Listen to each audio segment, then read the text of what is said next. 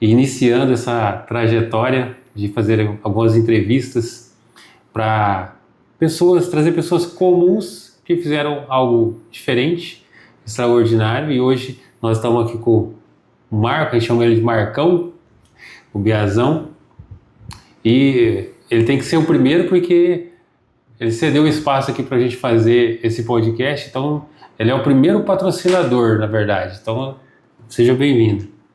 Bem-vindo, até eu tenho que dizer, né, que eu sou bem-vindo, né, porque eu que estou chegando aqui. Bem-vindo, né? Bem-vindo.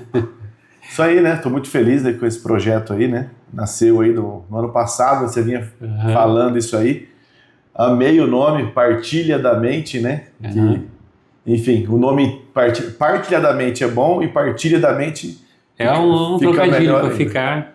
Gostei muito do trocadilho desse nome aí, tanto você nem me explicou o trocadilho, eu já percebi ele, né. A gente nem sabe como ele vai ficar louco, mas a gente está assim no começo, e do começo vai do jeito que tem que ser, né? Não desprezando. Vamos melhorando, consertando avião voando, né? Vamos dizer assim. Exatamente. Vamos do jeito que dá. Exatamente. Né? E vamos fazer cada vez melhor. Mas começando, fala um pouco aí da tua infância. Você é nascido em Maringá? Nascido em Maringá, Paraná. Da Gema? Da Gema e Gêmeos. Tenho uma irmã gêmea. Tem uma irmã gêmea? Tem, nasci. Compartilhei a barriga da minha mãe aí com a minha irmã. E ela não é grandona que nem você, né? Não. Tem 1,70m, eu tenho 1,90m, 1,69m. Então foi assim foi um compartilhado assim, mas eu vou ficar com a maior parte aqui do espaço da barriga, que eu sou maior. Aqui. É um compartilhado, mas assim, ó. Naquela época a diferença era pouca, né? Agora que a diferença ficou maior. Eu nasci com 50 centímetros, eu não vou lembrar. Ela lembra, né? A Paula, minha irmã, né? Ela lembra, mas eu não lembro. Mas acho que eu nasci com 50 centímetros e ela com 49. Então foi pouca coisa. Então eu vou perguntar, tem esse lance mesmo, assim, de os irmãos gêmeos sentir algo junto, uma conexão extra, assim? Não. Extra não, né? Ao meu ver, existe uma conexão. Eu digo assim, fora do fato só de ser irmão, por ser gêmeo, tem uma conexão. Então é um pouco mais que irmão, talvez.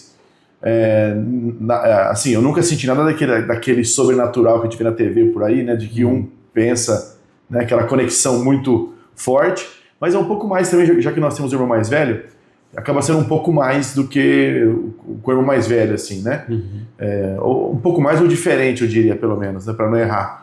Porque é uma pessoa que nasceu no mesmo dia que você, então ela fez todas as coisas no mesmo tempo que você, né? Então compartilhou de muitos tempos iguais, né? Desde o mamá, né? E na família tinha caso assim de ter irmãos gêmeos? Não, o caso que foi tratamento, né? Então, quando você faz tratamento para engravidar, acaba criando mais óvulos, né? E então foram 2 gravidezes de 2 fecundações, né? Então, bivitelino que fala, né? Então, naturalmente, né? Um homem e uma mulher, né? Não tem como ser idêntico, né? Então já deu diferente ali. E daí, qual foi assim o momento da vida ali, 10 anos, 5, não sei, que você viu assim, meio que, minha irmã, ela gosta de algumas coisas assim, diferentes e tal, você me deu uma desconectada, assim? Rapaz, é difícil para mim essa pergunta, porque eu vivi uma infância e uma adolescência a 1 milhão por hora, né? Foi nem 1000 por hora, 1 milhão por hora, né? E ela viveu, aparentemente, né? Parece que ela viveu uma infância normal. Né? Então ela conseguiu observar as coisas, né? Ela observava a compra do meu pai, por exemplo, se tinha lá o leite condensado, né? No começo ela procurava, né, o leite condensado. E depois ela olhava na lista de compra, lá no cupomzinho fiscal, porque ela aprendeu, observou que ali estaria. Se está ali, vai ter em algum lugar em casa. Eu, por exemplo, eu nunca pensei na minha vida até os 16 anos. É uma máquina de pensar e fazer, né? Então eu fiz bastante atrapalhado nesse período todo, porque realmente não tinha reflexão. Assim, eu não me lembro de refletir. A minha memória, eu tenho inclusive poucas memórias foram construídas, né? Não era uma avaliação de resultado, era intenso o negócio. Muito intenso, muito intenso. Perdi de maneira intensa, assim. Muito agitado. Foi onde a adolescência ali foi a fase mais complicada ali da minha mentalmente da minha vida, né? Teve algum momento assim que marcou para você, assim, essa fase de acelerado no último? Você falou 1 milhão por hora. Teve alguma coisa que marcou, pô, assim, na infância, positivo ou negativamente, ou só uma reflexão assim? Mais negativo, né? Bastante para aprontar, né? Fazer trollagenzinhas, né? Por exemplo, né? No prédio que eu morava lá, passei todos os andares, peguei o extintor, levantei e soltei. Aí ele fazia aquela meia-lua, assim, sabe? Com o extintor, né? Peguei um papel higiênico, jogamos no prédio de trás, uma bacia, papel higiênico, molhava e jogava. Jogamos umas 200 bolinhas lá. Né? E aí eu e os outros amigos, né? Então essas artes, assim, né? Que a gente aprontava. Essas são duas, assim, infinitas artes. Quer dizer, assim, que brigava. não é só no sítio que faz traquinagem, não, né? Não é não. Tem que ser. Na cidade também faz. Na cidade também faz, né? Brigava com gente mais velha que eu sem consequência. Meu apelido de infância era... Os mais antigos me chamavam de urso. Né? Daí virou urso. Né? Sabe como é que é apelido, né? Vai encurtando, né? Virou urso porque, enfim, era muito, muito bravo. Brigava com gente 3, 4 anos mais velha que eu. Não lembro nem de sentir dor, era uma loucura, assim, a velocidade que passava a vida naquela época. O sangue esfriava, eu que via que tava faltando no dia seguinte, uma né? unha. No dia seguinte sentia dor, né? Mas no dia não sentia nada. E ali que eu nessa fase, então, acabei me machucando demais, né, no sentido de... Porque, como é que... Imagina um pai ou uma mãe com um filho que apronta o tempo todo, né? Então, tem que ficar de olho o tempo todo, senão... acabou gerando gatilhos de rejeição, por mais que eles não tenham o feito de maneira intencional, mas eu era desafiador. Desafiador. E que assim, hoje você é casado, tem 2 filhas, uma já está na adolescência, né? Daqui a pouco jovem e tal. E o que você falaria, então, para alguém que viveu o que você viveu? Para um jovem, assim, hoje, assim, que tem essa intensidade. Geralmente eu costumo dizer assim, que é alguém que é como se fosse um transatlântico, né? Muito forte, grande, só que o leme é pequenininho, né? Então a viradinha tomba o navio. Era isso aí, boa, excelente. A viradinha tomba o navio. Então, assim, o que você diria para esse jovem que possivelmente vai nos assistir aí no podcast?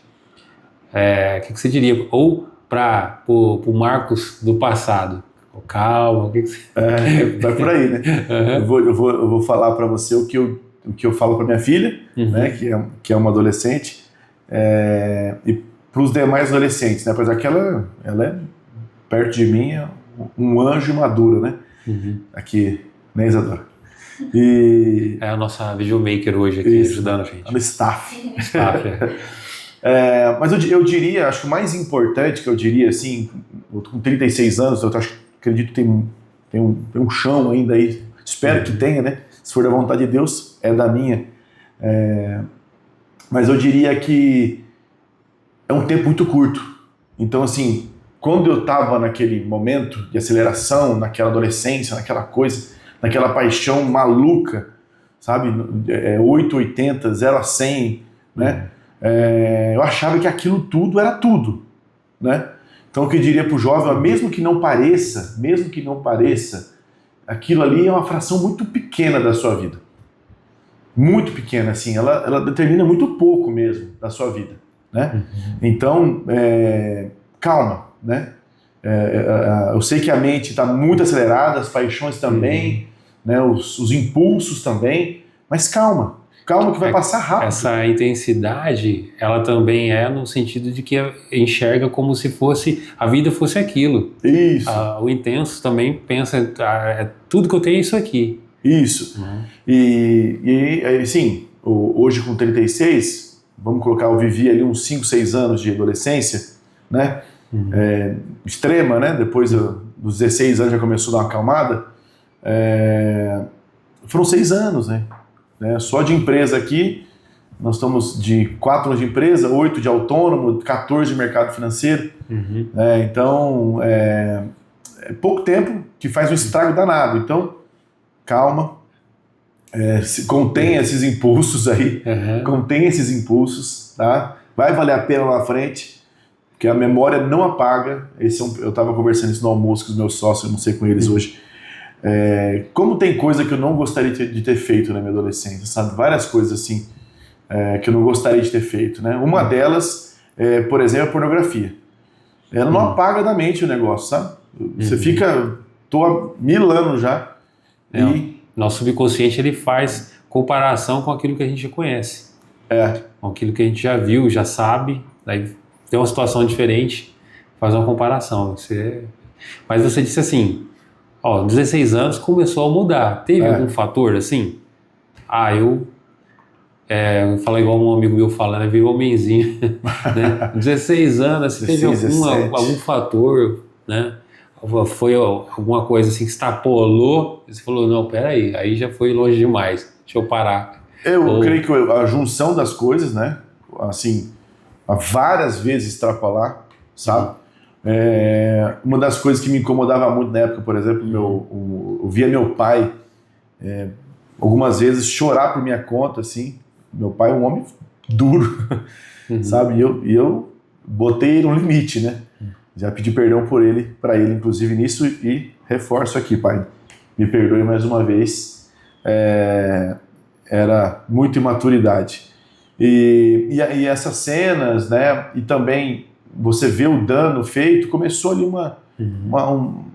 eu diria uma fração, porque depois começou outro problema ali, né?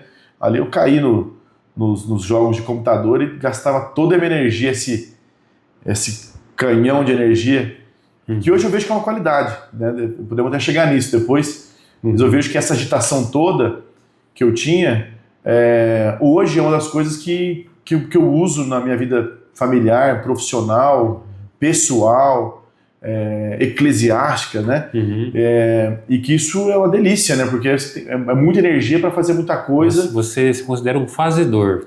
Um executor, não sei. Executador, fazedor. Alguém que vai lá e faz. Sim. Tem que estar no movimento, não só espectador. Me sinto muito satisfeito nessa posição, né? Então, assim, passando a adolescência, o mínimo de dano possível, né? E aí eu reforço o adolescente que tá vendo esse vídeo aí, né? Faça na obediência. Se você não está entendendo o calma, obedeça por 6 anos. Desculpa. Obedeça por 6 anos. Você não vai se arrepender lá na frente. Você vai lembrar desse conselho e falar, cara, ainda bem que eu obedeci aquele conselho. Porque a memória não apaga. Dos 10 aos 16. O meu foi mais ou menos por aí. O auge assim, da aceleração. E porque a memória não apaga, cara, não apaga mesmo, sabe?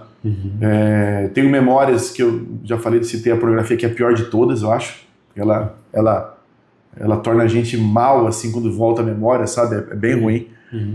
Outra é o abuso do álcool, né? Então, como eu era muito agitado, eu extrapolei as rédeas do meu pai muito cedo. Com 11 anos comecei a beber.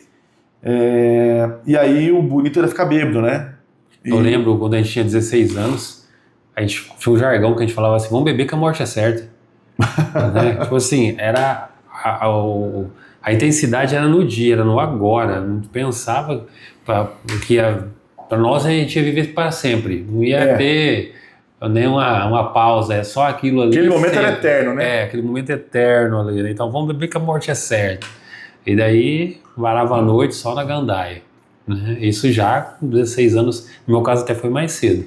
E a meta era ficar bêbado, né? Não era, né? Você pegava a pior bebida que tinha e bebia. Né? A gente, eu lembro, comprava uma garrafa de vodka no quiosque. Coca-Cola com era uma de garrafa de plástico, era a mais barata que tinha. E misturava com coca. Que era o dinheiro que tinha. Adolescente não tem dinheiro, né? Porque a meta era ficar bêbado. Então, Coca-Cola era a base, depois que você misturava... Tubão, né? Chamava na época. Tubão. Né? Infelizmente, né? Mas foram, como eu disse, né? Foram tempos de muito aprendizado e assim, acho que o aprendizado que fica é esse, né? Para quem ainda está vivendo esse tempo, parece que não faz sentido o que o mais velho está falando para você, mas faz muito sentido. Então, obedeça inconscientemente. A hora que vier vieram as podas neurais, né? Que eu descobri isso recentemente, né? Que a gente vai ficando mais velho também vai tendo podas neurais. Então vai ficando menos rápido, naturalmente também, sim, biologicamente. Sim. Então vai ficando mais fácil de segurar esse ímpeto do jovem, sabe? Vai ficando mais fácil com a idade. Decanta mais, consegue observar. A chave que me fez começar a acertar na vida é começar a observar, sabe? É começar a observar, porque daí quando você olha, pensa, né, que é o observar, né, escuta ativamente, presta atenção, é mais fácil de você cometer menos erros, né? A gente não fica imune se o corpo está fadado, né, a impulsos. Marcos, recentemente eu fiz um teste DISC e você também fez, sua esposa também fez, sua filha também fez. Isso. Né?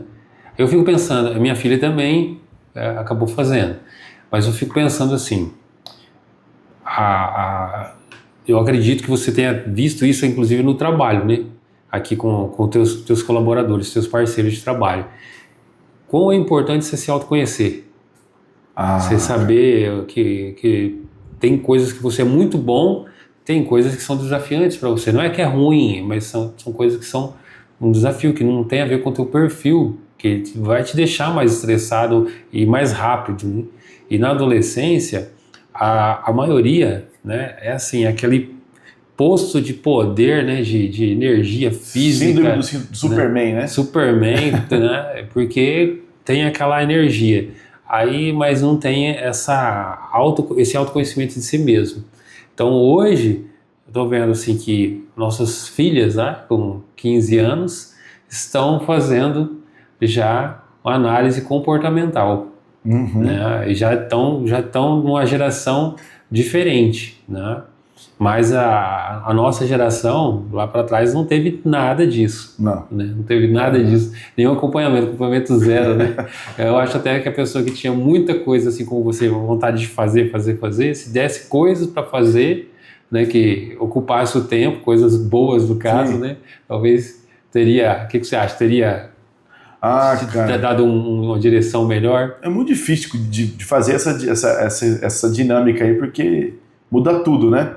Mas eu acredito muito que a nossa sociedade deveria rever essa regra engessada e única da escola obrigatória dos 4 aos 16. Porque, por exemplo, se eu tivesse trabalhado talvez mais cedo, gastado energia produzindo, recebendo já pela minha produção, eu acredito que eu teria aprendido alguma coisa a mais, sabe?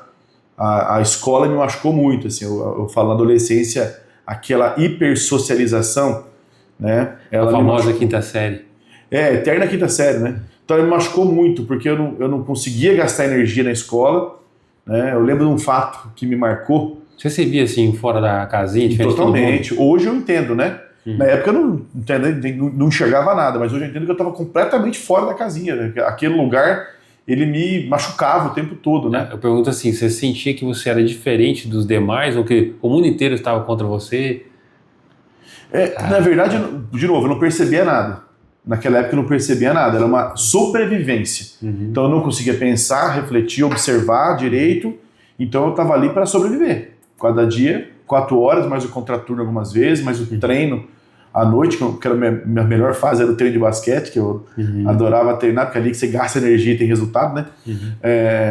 Mas fora isso, era um ritmo lento.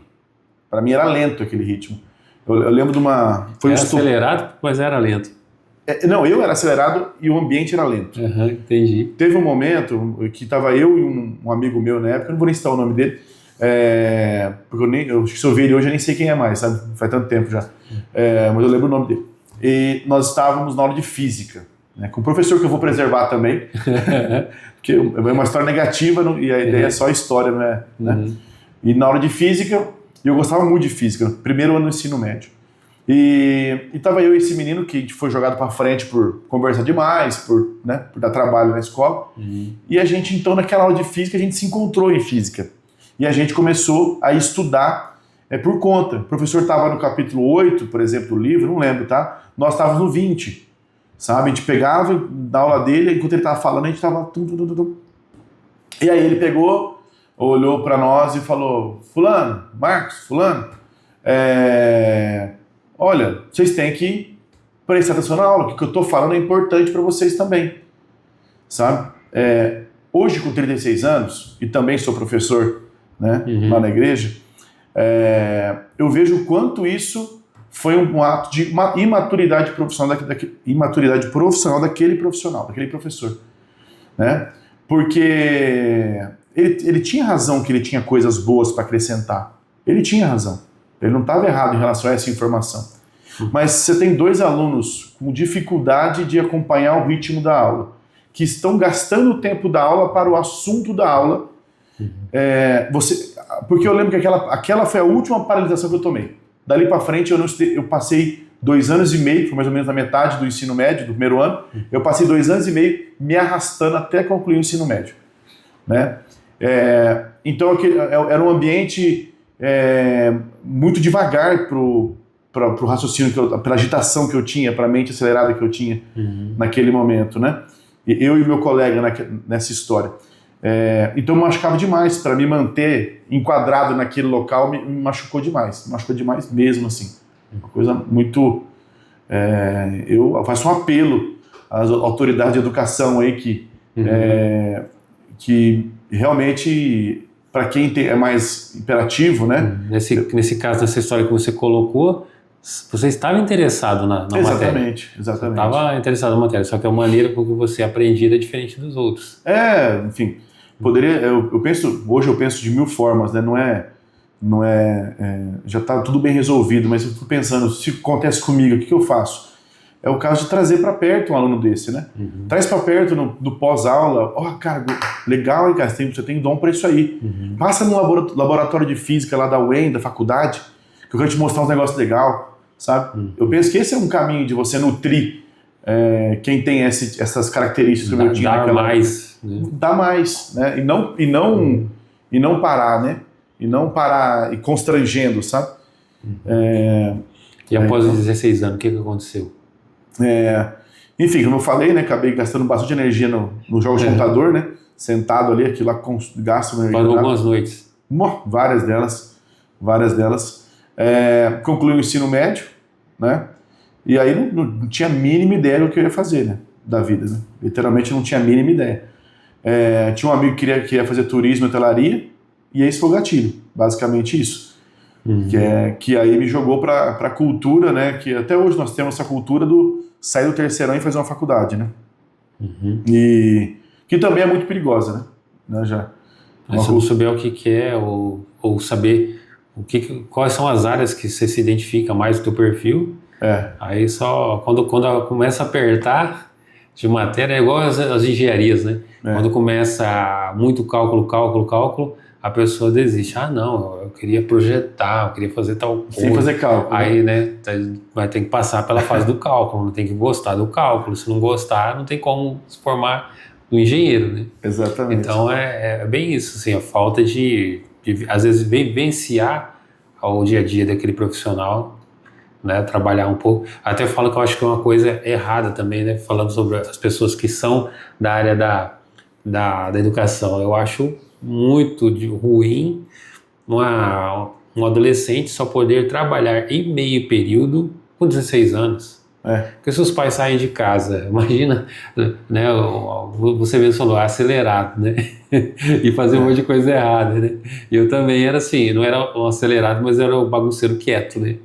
Então quando deixava eu muito quieto, podia saber que tinha alguma coisa lá. Era um cientista, né, ficava testando as coisas. Mas... Eu creio que esse modelo de educação, ele tem o seu valor. Sim. O problema é a obrigação. A obrigação, ela cria um cenário de força que machuca quem não está alinhado com esse modelo. Fica parecendo uma linha de montagem. Isso. Né? Assim, tem que ser tudo igualzinho. Mas o que eu queria dizer é assim, que hoje, aqui naquela época, né, eu era adolescente, muitos anos atrás, né, o que acontecia? A escola não mudou, para pensar. A gente pegava, morava praticamente num sítio, né? Então tinha várias coisas para se fazer, para brincar e tal, né? Não tinha internet, não tinha computador, smartphone, nada disso, né? Aí o que acontece? Hoje, se deixar uma criança a partir dos 10, 12 anos em casa, né, cheio de energia e não tem nada para fazer, os pais vão sair para trabalhar e fica sozinho, é uma oficina de acontecer alguma coisa errada, de acontecer traumas, acontecer de buscar conhecimentos que não vão agregar. Ou buscar aceitação em pessoas que são os bajuladores. Né? Bajuladores. Exatamente. E dentro de um ambiente de trabalho, ainda que a pessoa trabalhasse com 13 anos, meio período, eu tive carteira assinada com 14, né? Mesmo que eu trabalhasse meio período, mas pelo menos estava ali no meio de pessoas, vendo como que funciona, como que é a vida real. Né? Para ir tomando as responsabilidades gradativamente de acordo com a idade, né? Mas pelo menos tem um choque de realidade. Hoje eu sou eu gosto muito de trabalhar, muito. Eu acho que você passar o dia cumprindo um propósito, um chamado, é algo que o tempo passa até rápido demais, tão gostoso que é. Né? Você vem enfrentar um desafio de vir ajudar as pessoas, né? Porque um trabalho sempre é para ajudar alguém, né? Ou alguém ou alguém, né? Você percebe que todo o trabalho, por mais que você tenha uma missão naquilo, né, clara, assim que você enxerga, não quer dizer que todos os dias vão ser legais, vão ser maravilha. Mas por causa disso, desse senso de você estar fazendo o que você veio para fazer, você passa pela dificuldade que todo mundo vai ter, mas você passa melhor. Eu creio que tinha que brandar mesmo, tinha que ter essa flexibilização para o trabalho, porque o trabalho, quando tratado da maneira correta, né, ele tem grande poder de construção de um bom caráter, sabe? Ele tem um poder muito grande de construção do bom caráter. E qual foi o teu primeiro trabalho? Então, eu tenho que fazer aqui um agradecimento, né? O meu primeiro trabalho foi numa agência de viagem, né? Então, aí eu entrei na faculdade de turismo com meus 17 anos, já saí do terceiro ano e fui direto, sem saber o que ele fazer, na verdade. Tinha informação naquela época, isso foi 2006, mais ou menos. Ia ter Copa do Mundo no Brasil e Olimpíadas, né? Aí um amigo meu eu fui atrás dele, fazer essa faculdade aí. E, enfim, todas as coisas cooperam pro bem daquele esquema amo a Deus, né? Encontrei minha esposa lá, né? A Renata, minha atual esposa e única esposa, encontrei na faculdade. O que você pergunta? Quando você estava lá, você pegou trabalho numa agência de viagem. Legal, obrigado. Indicação de um amigo. Meu tio Genésio Biazon, né? E, poxa vida, eu já fiz esse agradecimento a ele algumas vezes, mas eu vou deixar de novo aqui registrado esse agradecimento. Por quê? Eu era tudo que eu já contei aqui, e mais um pouco. Com poucos detalhes, poupei nossos ouvintes dos detalhes sórdidos, mas pega isso e multiplica por 1000, né? O que eu falei multiplica por 1000, eram as coisas que eu aprontava aí nessa fase. E o meu tio tinha uma influência, ele era diretor de um banco, e ele me indicou para o primeiro movimento familiar, né? Para trabalhar nessa agência que ficava próximo que era um amigo de um genro dele na época, e ainda é genro dele, inclusive. E eu consegui esse trabalho, mas sem qualificação nenhuma, né? Então a pessoa que me recebeu, ela me recebeu por misericórdia, né? Ou de mim, ou pelo menos pelo meu tio. Eu acho que eu vou até perguntar, se um dia encontrar ele de novo, vou perguntar como é que foi essa história. Mas o fato é que eu cheguei ali, o meu primeiro trabalho, né? Segunda a sábado, né?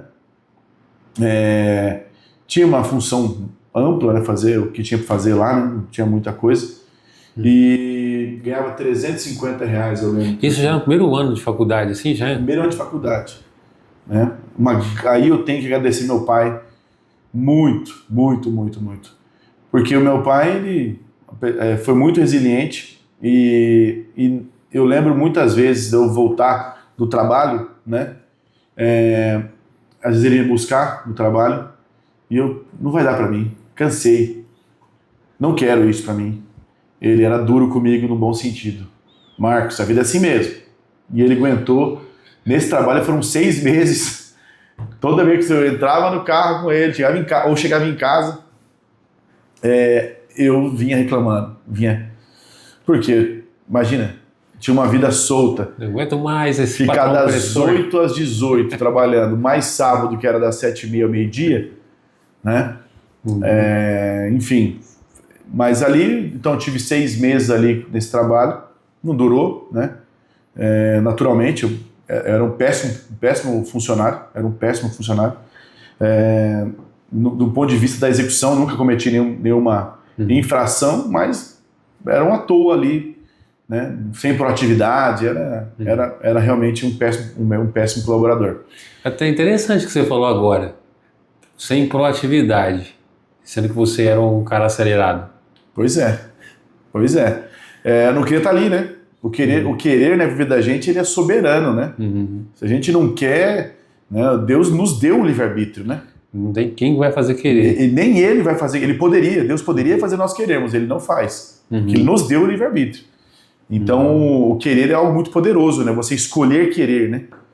E eu, naquela época, eu não tinha noção nenhuma disso ainda, e eu estava resistindo a esse movimento, né? Acho que a palavra correta é essa. Eu não queria estar ali, não queria fazer essa mudança, mas com muita sabedoria, meu pai insistiu bastante, né? E aí eu fiquei ali uns 6 meses, mais ou menos, 6, 7 meses, né? Com meus 17 anos, primeiro ano de faculdade, mais ou menos, né?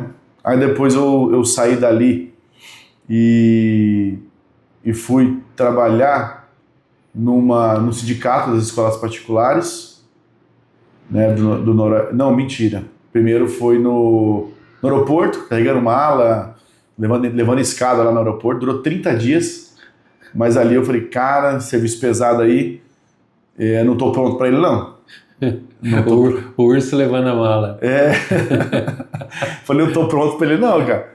Porque foi difícil, hein? Eu lembro que no dia de chuva, o teto da plataforma que a gente pegava para levar a mala tinha 1,80 m e eu tinha 1,90 m. Eu chegava em casa com a lombar travada, porque eu ficava aqui ali, ó, encolhido. Então durou 30 dias esse processo, não durou mais do que isso. Né? A caixa estava pequena para você, daí tinha que sair fora da caixa. Foi, a caixa estava pequena. E aí eu tive que sair fora da caixa. Mas, enfim, ali eu conheci como é que eles tratam as malas, né? Rapaz, loucura, hein? São lançadas as malas lá, por isso que quebra as coisas. Eu também, né? O estímulo lá, né? Você tem que descarregar e carregar o avião em X minutos, sei lá, 15 minutos. Qual que era o nome da profissão? Arremessador de bagagem? Sei lá, não lembro não. Sei lá, não lembro. Mas era isso. Já descarreguei um pneu de avião, descarreguei freio de avião que veio das companhias. Deve ser pequenininho assim. Pequenininho, mas 100 e tantos quilos, que a gente pegava em 2 aquele negócio. Não? Nossa. Chumbado, assim, uma pecinha pequena, assim, não lembro, faz tempo isso aí, né? Mas na minha cabeça é mais ou menos desse tamanho. Alguém que conhece aí, se estiver errado, comenta aí o tamanho certinho. Mas era pequena na minha cabeça e muito pesado mesmo, denso. Aí durou 30 dias, qual foi o próximo? Aí eu entrei no sindicato das escolas particulares do Oeste do Paraná, que é o Sinep. Ali eu fui um bom funcionário. Ali eu comecei a aprender a trabalhar. E eu fui estagiário da Isaura. E ali eu era um faz-tudo e eu estava fazendo. Eu aprendi até a fazer café ali. Eu chegava, fazia, passava o café, não sabia fazer café ainda. Era auxiliar de assuntos aleatórios. Total. Eu tinha um cunhado que mexia com marketing naquela época, era PP na época, publicidade e propaganda, era o nome que se falava. E aí eu comecei a aprender com ele, comecei a fazer folder para os eventos que tinha lá do sindicato, comecei a fazer folder, enfim, tudo que a Isaura pedia na época eu fazia. E aí ficava nos eventos lá recebendo, atendendo, sabe? Aí a agitação funcionou muito, fazia aquela correria, eu gostava muito, sabe? E ali eu me senti muito bem trabalhando. Então, imagina se meu pai não tivesse insistido lá nos 16, 17 anos, né? Então, obrigado, pai. Ali você já estava querendo. Tava querendo, cara. Ali eu aprendi a gostar de trabalhar, né? Tanto que dali eu não saí, assim, não saí por derrota, né? Dali eu saí por cima.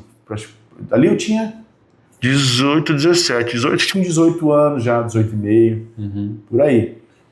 E aí... Aí foi pra onde? Aí, de novo, meu tio, Genésio, por isso que eu tenho que agradecer muito ele, né? Teve o primeiro, e de novo... Tem aí... Jesus e tem Genésio. Tem Jesus e tem Genésio, obrigado.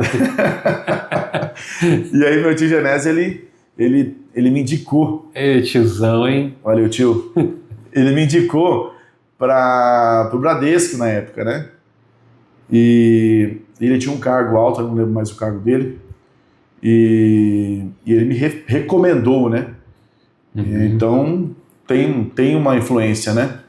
E aí pela recomendação, aí fiz os testes também, né? Fiz o Você realmente tinha processo de entrada, né? Processo de admissão lá e tal, né?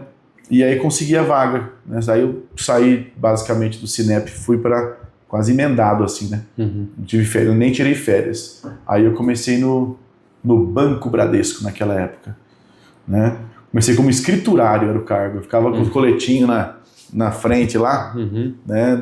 Batendo o microfone aqui, vai ser o som errado ali. Ficava aquele coletinho vermelho, com o posso ajudar nas costas, e ajudando o pessoal ali a usar o caixa eletrônico. Pegava o pessoal da fila do caixa lá de dentro e falava, e ia lá pro caixa eletrônico para poder agilizar.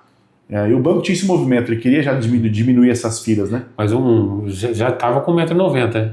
Já, não, 1,90 m eu tenho, sei lá, dos 15, 16, por aí. Aí o pessoal não pensava assim, acho que a segurança do banco aí tá ajudando. Era magrinho naquela época, né? Eu tinha uns 88, 90 quilos naquela época. Hoje eu tô com 127, 128, né? Então passava mais tranquilo. Era alto, mas era mais fininho, né? E aí do Bradesco, como é que foi essa trajetória? Cara, o Bradesco, eu sou muito grato ao Bradesco.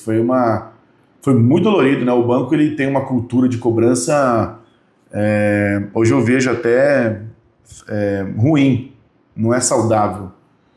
Mas vou te falar, para aquele momento que eu estava vivendo, aprendendo a viver,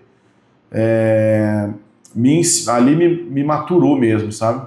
Profissionalmente. Um choque a mais. Ali eu falo, foram 5 ou 6 anos de Bradesco, mas eu maturei profissionalmente uns 15 ali, uns 10.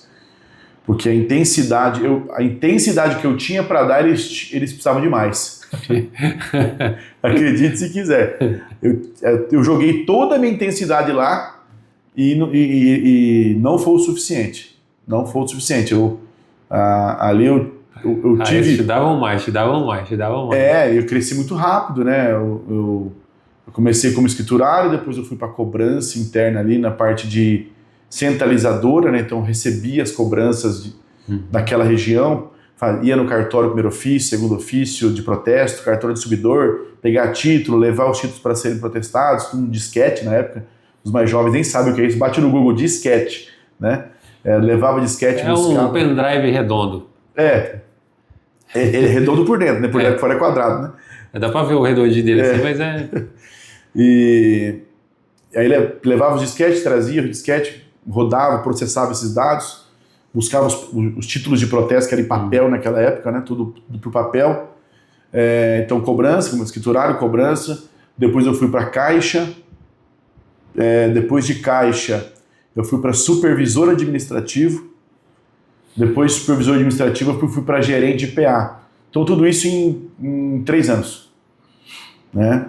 Fora que, por um momento, eu fiquei pingando de agência em agência, dava problema na agência, eu ia para lá fazer o caixa, fazer o supervisor administrativo, enfim, ficava resolvendo o problema. Então, eu me doei bastante ali pro banco naquela época, e aí eu aprendi muito, né? Porque o banco tinha serviço para tudo que eu tinha para me doar, né? Mas ali eu não sabia dizer não, né? E ali você já estava casado já ou não? Ali eu estava namorando, né? Aí nós tivemos a Isadora, né? Sem nenhum tipo de estrutura mental ainda, né? Como é que foi pra você assim, ó? Pô, amor, tô grávida. Foi uma loucura, né? Daí? Foi uma loucura, eu lembro do momento. Né? Que foi... primeiro ela me ligou, eu tava na casa de uma amiga, contei para uns amigos, assim, que eu tinha. Amigos até que acabei nunca mais querendo mais tanta intimidade com eles. Contei assim, meio atônito, né? não caiu a ficha, na verdade, né? Aí depois eu encontrei minha esposa, né? E aí ela de novo, foi lá no clube aqui, Maringá Clube, Maringá, de novo nós conversamos ali e tal. Aí ela falou, ela tava muito preocupada, né? E hoje eu entendo, né? Pra mulher é muito mais complicado que pro homem a gravidez, né?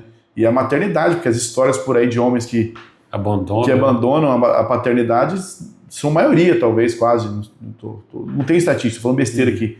Mas é muita coisa, né? Muito homem que abandona a paternidade, né? Uma coisa, infelizmente, mais comum não deveria ser, né? Não é à toa que não estamos nesse estrago de sociedade, né? Na minha opinião. Os pais estão sendo muito omissos, né? Um dado interessante é que se você for na penitenciária lá no dia de visita, a maioria é mulher, mães principalmente visitando seus filhos. Homens não vão lá visitar, são poucos, né? Tipo assim, mais que 8,80 seria talvez, né, 7,90. Né? Aí meus pais me passaram muito valor meu pai é um homem muito valoroso, assim, sabe? Muito íntegro. Então nessa conversa eu lembro que eu olhei para ela assim e falei, olha, eu não sei como vai ser, mas nós vamos criar essa menina. E acho engraçado isso, que eu não tinha nada pronto dentro de mim, foi uma coragem ali, talvez até uma graça preveniente já de Deus ali, porque a minha filha foi o estopim de eu tentar ser Deus de mim mesmo, né? Ela foi o estopim, foi o último desafio. Aqui pode pegar, ela tá aqui ouvindo, pode pegar e chorar aqui, pode contar que o negócio ela foi aqui... o último estopim, cara, de eu tentar fazer do meu jeito, né? Fazer na força, na marra, né? Ela foi o estopim, porque ela nasceu... Perdão, gente. Não, tô rindo para não chorar. Não tem nada de pedir perdão, não. Aqui... Eu sabia que ia chegar esse momento que nós ia pegar. Sempre tem, sempre chega. Tô comendo pelas bordas aqui, mas não vamos chegar lá, não vamos sempre chegar chega, lá. Né? Mas, assim, eu precisei ser o pai que eu não sabia ser, eu precisei ser o profissional que eu não sabia ser, eu precisei ser o marido que eu não sabia ser, e muito rápido, né? Então doeu muito. Doeu muito, assim, ter que abrir mão de mim mesmo naquela época, sabe? Doeu muito mesmo. Né? Tanto que eu entrei eu hoje entendo que uma depressão, né? Na estradinha, que eu era gerente de PA na cidade de Ângulo aqui, né? Quem não conhece, estamos em Maringá. Ângulo está uns 35 quilômetros, eu acho, mais ou menos. E eu fazia bate-volta, né? Bate-volta. E naquela estrada lá, depois de um período assim, cheguei ao meu limite, né?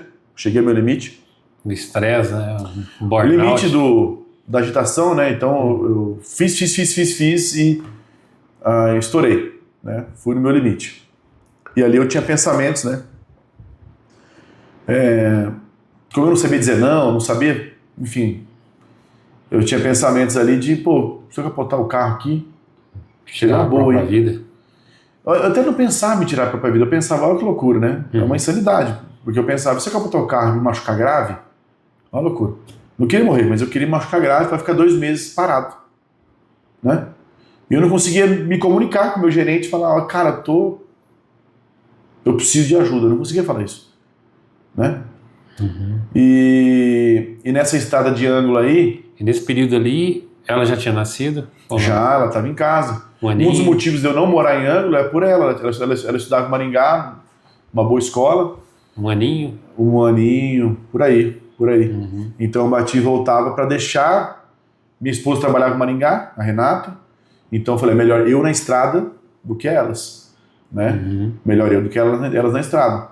E aí eu que fui para a estrada, mas eu cheguei no meu limite, como eu te disse. Né? E aí que eu conheci a graça de Deus. Né? Aí conheci. Eu tinha só o Pai Nosso nessa época, né? O que eu sabia era o Pai Nosso. E eu saí nessa época que eu tinha esses pensamentos ruins, eu me via vontade de orar o Pai Nosso e eu orei. Eu orava repetidamente No carro. Sim. Incansavelmente. Não sei quantas vezes. Quem é bom de matemática faz a conta aí. Né?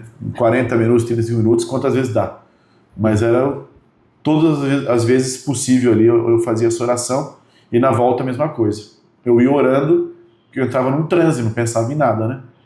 Não pensava em nada. E aí... Interessante isso que você falou, que daí a oração constante, mesmo que você estivesse repetindo uma oração já conhecida, né? Deixada pelo próprio Cristo, mas isso fazia com que a tua mente não ficasse vagando naquilo que não era bom.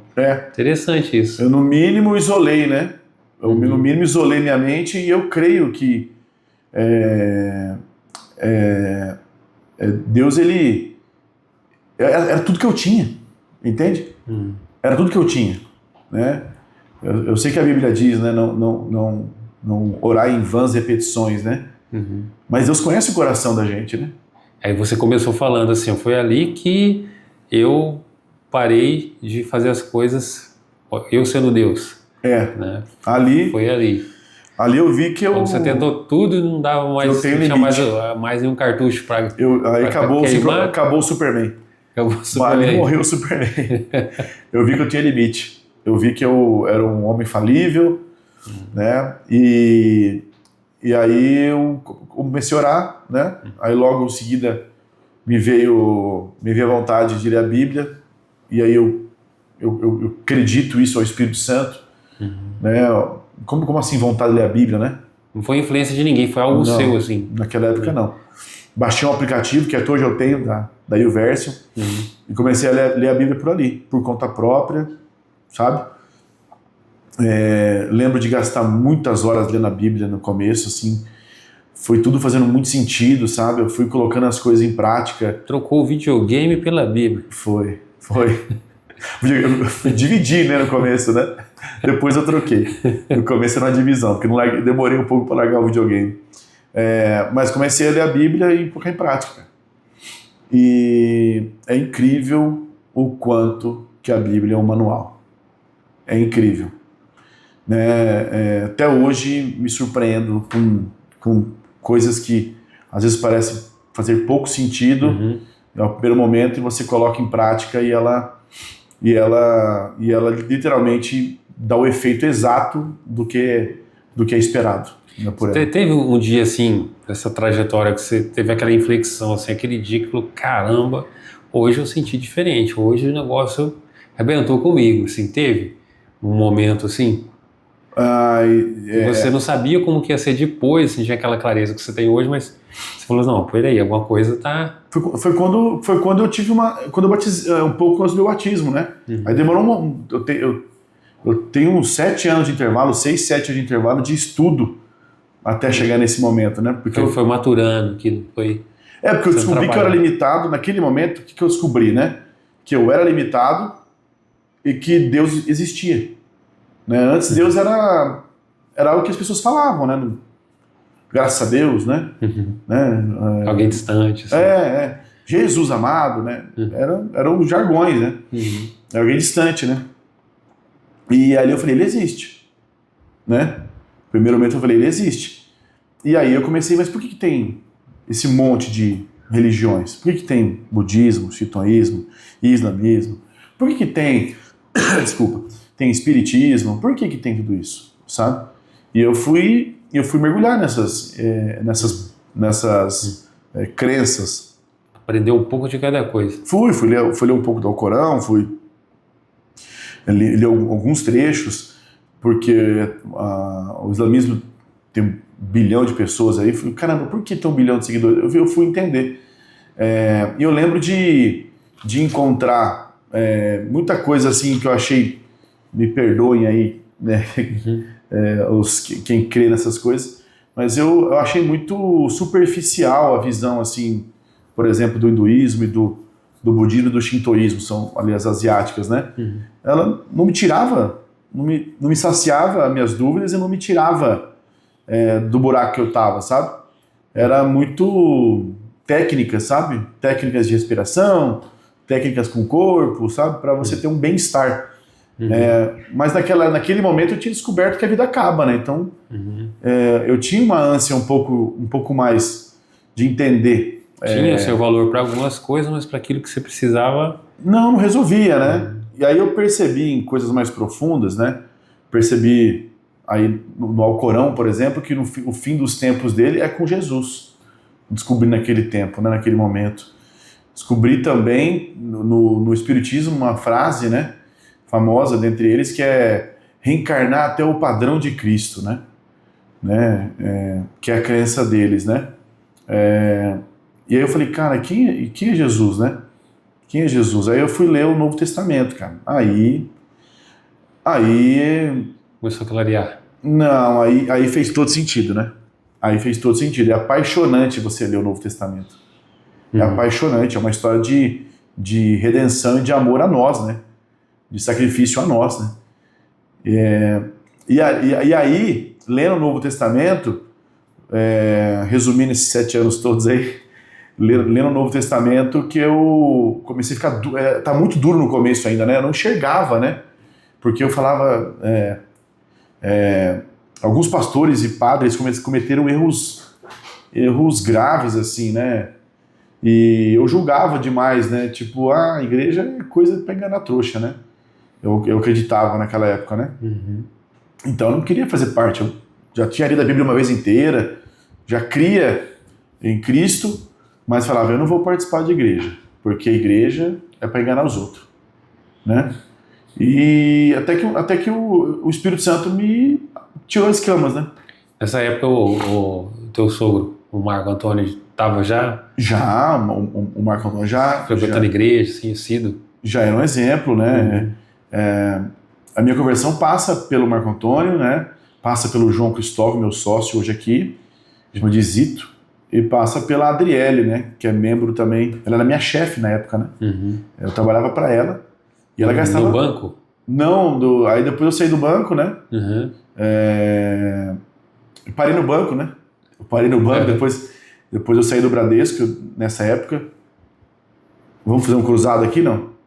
Eu saí do Bradesco, já tive a primeira bênção ali, que eu não tinha força nenhuma. Minha irmã, Paula, irmã gêmea, me chamou para montar o currículo e disparar. Ela montou o currículo, eu fui falando, ela foi montando e ela disparou para os bancos. Então, minha primeira bênção de Deus foi por meio da minha irmã. Deus me abençoou por meio da minha irmã. Então, gratidão a ela, a Deus e a ela por isso. Ela disparou os currículos, eu não tinha força para disparar currículo, eu estava estafado assim, né, no buraco mesmo.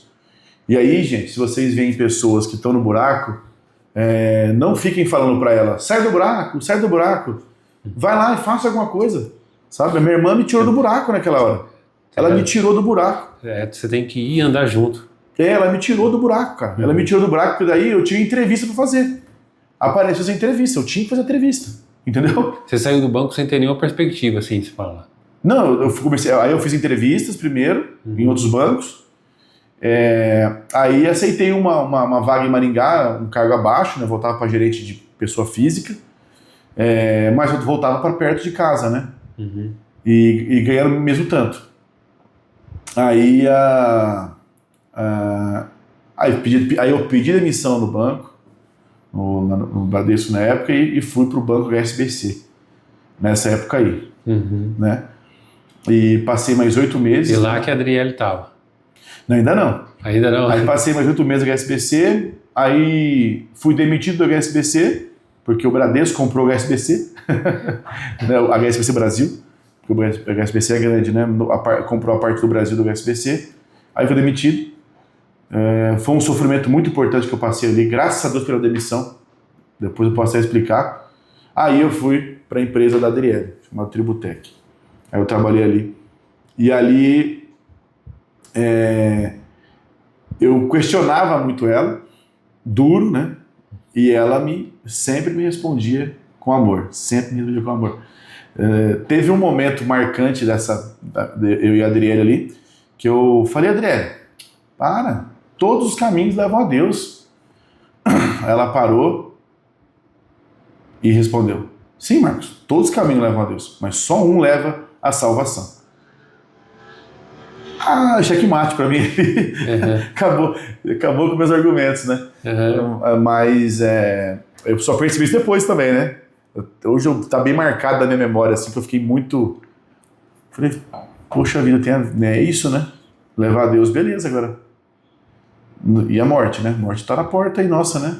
A morte da carne, né? E como é que vai ser depois, né? E aí? Né? E só Cristo tem palavra de vida eterna, né? Só tu tens palavra de E vida ali eterna. que começou a saga. Aí foi a Adriele, ao mesmo tempo... A Adriana já estava na mesma igreja com o Marco Antônio? Já era. Não se conheciam, né? Uhum. É Deus agindo. Aí o Marco Antônio começou a me discipular também de maneira natural, assim, né? Sem nenhum compromisso, mas eu sempre perguntava para ele as coisas, eu conversava com a Adriele, conversava com ele, eu ia perguntando, né? Questionando, né? Tal. Ele ia respondendo. Aí o meu sócio me chamou para abrir uma filial do ramo que nós estamos hoje, né, de assessoria de investimentos. E eu lembro que a gente ia falar sobre... Você estava trabalhando lá com a Adriele e daí você recebeu a proposta para trabalhar do meu sócio. iniciando um negócio. Isso, a gente se encontrava à noite, final de semana, então trabalhava, encontrava ele algumas vezes. E nesse encontro, a gente passava 3, 4, 5 horas juntos. Era 1 hora de negócio e 3, 4 horas de Bíblia, né? De eu apertando, questionando e o João com muito amor também respondendo, pontuando e tal. Então foi essas 3 pessoas assim, né, que Deus usou mesmo para o estopim, que foi quando eu caiu as escamas, que eu estava lá no começo falando, e aí eu enxerguei, caramba, o Novo Testamento é carta a Gálatas, né, Galácia na cidade, Filipos, Filipenses, Romanos, Roma, qual que é de Atenas lá? Esqueci, é outro nome, nada a ver, o livro de... Hebreus não, que é da Grécia lá, o... Tessalonicenses? Tessalônica, né? Tessalônica, e são todas igrejas, né? Todas igrejas. Aí que eu entendi que, na verdade, até ali, eu estava me achando melhor que as pessoas. Então, assim, o que estava dentro de mim era assim, eu sou bom, assim, e vocês aí são ruins, né? Dentro de igreja, né? E aí que eu entendi que, na verdade, era o contrário, né? Eu estava envaidecido, né? Conhecia a palavra, estava envaidecido e me achava melhor que aquelas pessoas da igreja. E aí eu caí nas escamas que o Novo Testamento são muitas cartas às igrejas. Aí eu entrei na minha jornada para encontrar qual igreja que eu iria frequentar. Que bacana. E daí quando você começou a conversar com o teu amigo, vamos fazer um negócio, vamos tal, e ele trabalhava em outro lugar, e ele era advogado, né? E daí o negócio que ele estava propondo era algo assim extra, tanto para ele quanto para você, que você também estava num trabalho, ele também estava no dele. Era um estudo para ver se a gente ia dar esse salto ou não, sabe? Não tinha muito fundamento. Aí eu comecei a estudar com ele e tal, aí passei numa prova, aí comecei uma prova uma certificação que para exercer a função de assessor de investimentos, né? Fui certificado. Meu sócio ele foi trader autônomo, né? Ele vivia de comprar e vender ação, né? E eu tinha 7 anos na época disso e eu tinha 6 anos de banco, então ele veio atrás de mim pela sinergia, né? De uma parceria. Ele tinha muito de um lado, eu tinha muito do outro. Vocês estudaram juntos, eram amigos de infância? Como é que foi? A gente era amigo de infância, do mesmo prédio que eu aprontava lá. Ele é 6 anos mais velho que eu. Ele não aprontava. Ele não aprontava. Isso que eu ia perguntar. Ele aprontava com você? Não aprontava. Ele era mais Caxias, né? Ele era mais correto, assim, mais certinho. Nesse ponto de vista de bagunça, né? E aí ele me contatou e nós fomos conversar. E aí tipo, legal, dá muito certo. Que ano que foi isso, assim? 2016 assim? Foi essa conversa. Aí a gente decidiu fazer a prova no final de 16. Eu fiz a primeira, nós dois reprovamos a primeira e passamos na segunda. Né? Ele passou 15 dias antes de mim, mais ou menos, um mês. E então, em fevereiro de 17 nós estávamos certificados. Aí ele acho que foi janeiro e eu fevereiro. nós estávamos certificados. Aí vocês pensaram, vamos abrir um escritório.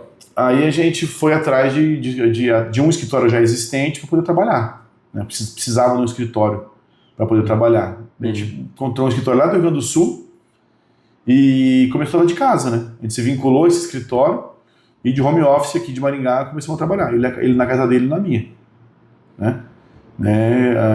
Começamos a trabalhar. Não, perdão, isso foi depois, né? Primeiro ele na casa dele e eu no contraturno, tentando fazer cliente, falando que eu estava fazendo isso também. Aí fiquei 6 meses nessa jornada dupla, foi desgastante demais. Aí eu pedi para sair lá da Tributec, saí pela porta da frente também, graças a Deus.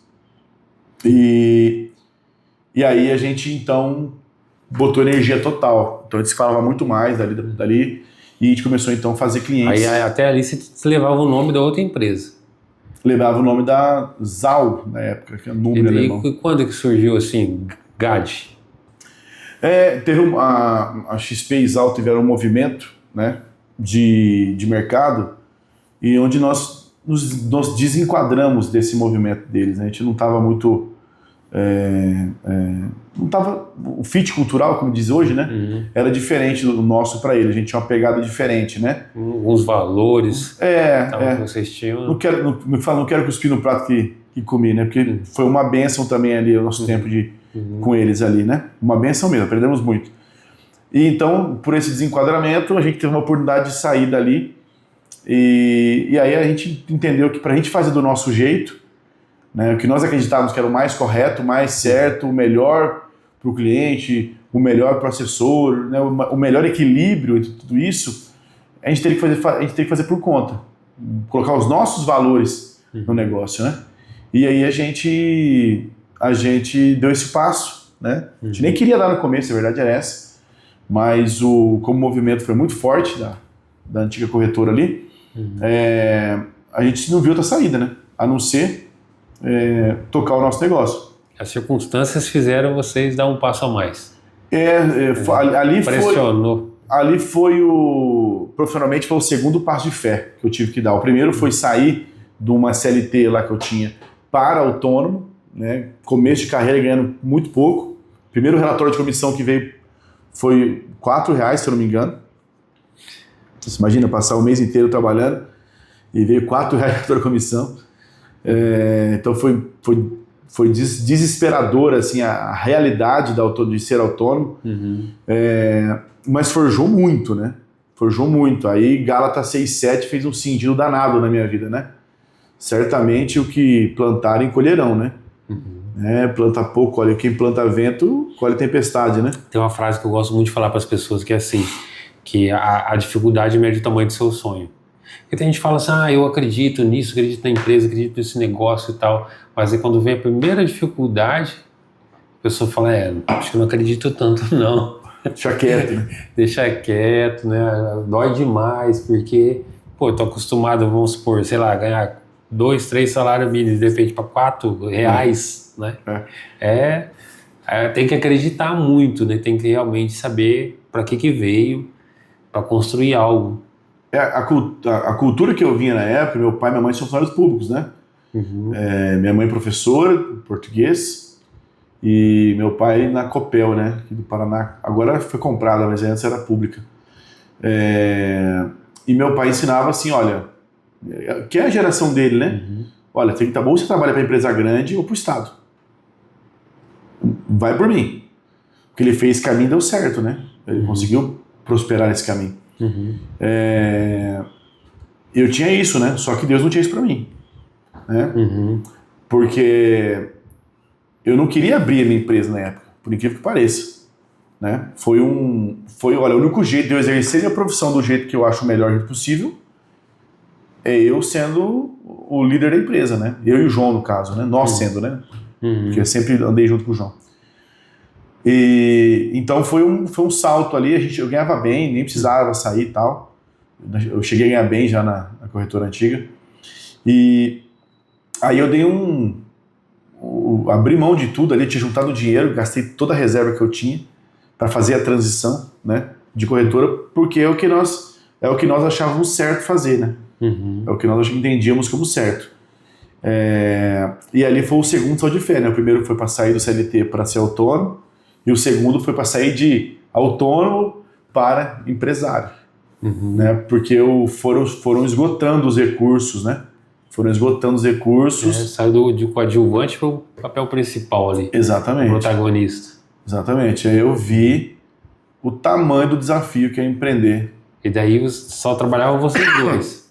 Só vocês dois. Aí, quando que começou a ter funcionário? Então, na verdade, nessa transição, já não era só nós dois, tá? Aí que nós começamos a formar o grupo que nós somos hoje. Nessa transição, tinha lá o Danilo, estava começando na XP com a gente, e tinha o Alex, o Fernando. Olha, começou com bastante gente, hein? Né, nós viramos em 6, se eu não me engano, tá? Se me falha a memória. Aí nós viramos, todos nós saímos e viemos com a Genial Investimentos como nossa parceira, que até hoje somos muito bons parceiros. Uma empresa muito idônea e muito sólida, né? A Genial. E o nome GAD? Quem que criou? De onde que veio? Então, a gente ali, nós éramos, o Douglas também entrou, né? Então nós já éramos cristãos ali, né? Eu recém-convertido, o João já há mais tempo, o Douglas mais tempo, o Danilo não era ainda, mas ele já tinha ele foi criado dentro de um lar cristão. E aí eu falei, olha, tem que ser bíblico o nome, né? Eu não, né? Nós falamos, né? Tem que ser bíblico o nome. Já era certo. Aí o Danilo apareceu com esse nome um dia, né? GAD, né? Caramba, e foi bem simples, tá? Foi nome agradável, fonética boa. Fomos ler lá da tribo de Gad, né? Da tribo dos filhos de Israel, é um dos filhos de Israel, né? Gad, de Jacó, né? Que depois virou Israel. Poxa, um legal pra caramba, né? Fica à espreita como leão para despedaçar seus inimigos. Eu esqueci o versículo agora, mas era um versículo bem legal sobre a história de Gad. Eu falei, é isso aí, é esse nome. O símbolo ficou o leão. E o leão também é bem legal, né? O símbolo do leão é legal. Remete também ao leão de Judá, né? Então, aí ficou o G com o leão, né? Que é a logo da empresa, né? Mas nasceu disso, da vontade de ser uma referência bíblica, né? Aí nasceu o nome da empresa e foi o Danilo que deu esse nome. E migramos então em 6, 7 por aí. Quanto tempo faz mesmo? 4 anos, né? A GAD nasceu na pandemia. Na pandemia. 2020. Né? Foi assim, muito desafiador, viu? Com certeza. O mundo estava acabando naquela época e a gente abriu empresa, né? Ainda mais no Brasil, né? Que a carga tributária é enorme, desafiadora. Fora essa parte tributária contábil. Quem que vai fazer investimento no meio da pandemia, né? Pois é. Numa pandemia as pessoas estão tirando porque não podem trabalhar, daí elas vão tirar para poder sustentar, para resolver o agora. A gente não pensou nisso, cara. Olha como é importante você nutrir o pensamento com coisas do alto, né? Então, naquele momento, eu já estava nos alimentando com muita fé, né? Nós tínhamos... já comecei a fazer desde aquele elemento devocional diário, reflexão bíblica, sabe? Contrassenso mesmo. E hoje está com quantos colaboradores aí? Parceiros? Parceiros, né? Porque não são colaboradores, porque são autônomos, né? Mas nós somos hoje um total assim, umas 23 pessoas, né? Graças a Deus, né? A gente vem crescendo muito e que eu creio muito porque nós estamos fazendo o certo, né? Nós estamos buscando fazer o certo, né? Tem uma frase que eu gosto muito que é assim: enquanto eu tentei ganhar dinheiro, deu errado. Quando eu comecei a fazer o certo, eu comecei a ganhar dinheiro, né? Então, assim, não tem jeito, né? A única forma do cristão prosperar é cumprindo o propósito que Deus colocou para ele. Porque a gente é canal, né? Eu senti na tua fala, assim, que um dos valores, assim, que parece que é isso, você vai me falar agora, né? É você fazer algo de bom para o outro, para aquele que está sendo o seu investidor. E os parceiros também. Né? Os parceiros também. Então são pessoas. Fazer algo para as pessoas. Se você faz algo bom, as pessoas querem mais daquilo, atraem mais pessoas, né? Porque é algo bom. Então pelo que eu senti assim, algo que não podia ser negociado. Isso. Né? Assim, na verdade, se você parar a pensar, né, no nascer e morrer, né, e a nossa existência aqui, na minha visão, não tem mais nada para nós aqui do que servir um outro. Não tem mais nada para nós aqui do que servir um ao outro. Cada um na sua especialidade, mas do contrário, qual que é o sentido? Deixar um legado. Não tem sentido você viver só para conhecer uma pedra bonita em algum lugar, né, uma montanha, uma paisagem, né? Por mais que eu quero conhecer lugares bonitos do mundo, né? Eu tenho essa vontade, mas é isso, né? Passou 80 anos e é isso, passou realizando suas vontades próprias e acabou. Eu sempre falo assim que não tem nada mais democrático do que a morte. Né? Todo mundo vai passar aí, com o pobre, tirano ou um bom governante, enfim, todo mundo vai embora. Né? Então o que nos separa, né, dos outros é só o agora, o que cada um está fazendo com o que é seu, que é a vida. O mais lógico é o servir, né? Eu acho que assim, como cristão, a natureza elimina o que está parado, o que não está servindo para nada. Ela elimina. Isso. Como cristão, a gente poderia citar aqui versículos bíblicos para isso, mas eu acho que é tão óbvio como existir o servir, sabe? Né? A gente nasceu sociável e nasceu para somar para alguém, e alguém nasceu para somar a nossa vida, né? Então, o mandamento de Cristo, né, o segundo mandamento de Cristo, né, amar ao próximo como a ti mesmo, né? Ele foi no meio da pandemia que também veio mais um? E aí foi depois do meu batismo, né? Aí casei, formalizei meu casamento com a minha esposa, né? Casei, era só amaziado daquele tempo, né? Olha que nome feio. Eu me lembro de ir assinar as fichas de cadastro nos lugares, Estado Civil, amaziado. Eu ficava... Que nome esquisito. Olha, você fala com nojo, amaziado. O negócio é horrível, na minha opinião. Aí em cima do muro, assim, não vai nem falar pra cara. Entendeu? Coisa mal resolvida, né? Esse negócio logo. E aí ali, né, nesse processo de conversão, Deus foi me incomodando e eu fui pedindo perdão para as pessoas que eu machuquei, né, nessa minha estrada. E fui resolvendo as coisas que eu ia orando e Deus ia me incomodando, sabe? O casamento foi a primeira, assim, sabe? O casamento foi a primeira, né? O que mudou no teu casamento, assim, com essa mudança? Tem que trazer a Isa aqui para falar, acho que é melhor. Né? Mas mudou tudo, né? Tudo, né? Porque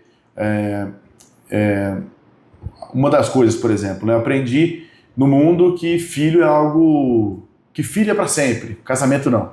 Era que eu tinha de informação. Até que eu li a Bíblia e vi lá como o homem deveria estar a mulher tratar o homem, né? E focar no homem, que é a minha parte. Maridos, amem as suas esposas como Jesus amou a igreja. Jesus morreu em morte de cruz pela igreja. E a igreja ainda falou assim, solta Barrabás e crucifica ele. Exatamente, soltou Barrabás. Por essa igreja que Jesus morreu. Exatamente. Então, assim, o amor que eu devo ter para minha esposa é sacrificial. Naquele tempo, não.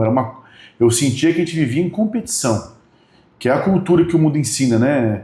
Nós contra eles. Nós contra eles, né? A cultura do feminismo aí, né? Que fica querendo colocar a mulher no lugar do homem, não a mulher, né? No lugar da mulher, né? O ismo, né? Feminismo, machismo. Machismo também foi horrível.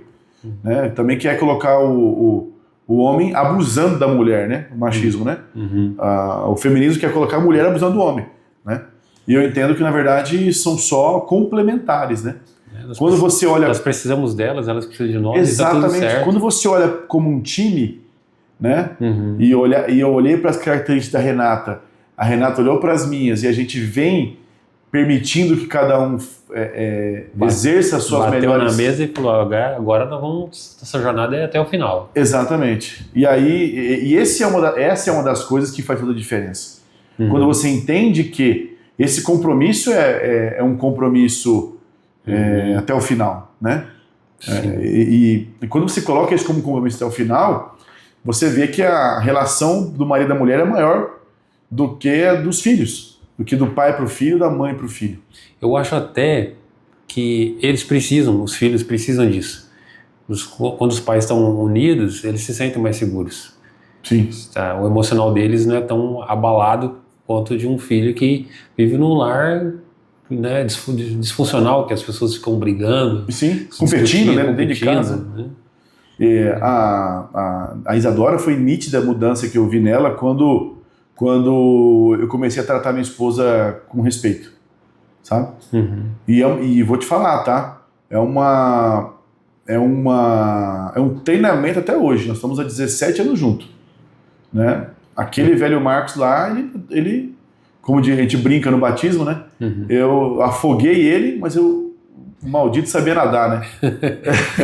De vez em quando tem que colocar afundar ele de novo. Porque você, né, você quer exercer a autoridade, às vezes, de maneira que não é o que Jesus ensina, né? A autoridade que Jesus ensina é uma autoridade de serviço, né? De postura de autoridade e de serviço, não é uma autoridade de subjugar, né? Que é o que nós aprendemos, né? E a gente tem que entender isso aí e copiar Cristo, né? E aí, Marcos, tem um sonho? Um sonho, cara. Para a empresa, para a família, para a vida, assim, tem algo que você imagina assim, eu planejo agora para frente isso, agora eu estou mais consciente do todo, eu penso em que a empresa vai chegar nesse ponto, que eu vou fazer isso. Olha, parece loucura, mas eu não aprendi a sonhar lá atrás. Eu comecei a aprender a sonhar faz pouco tempo, 2 anos aí. Até então era sobrevivência.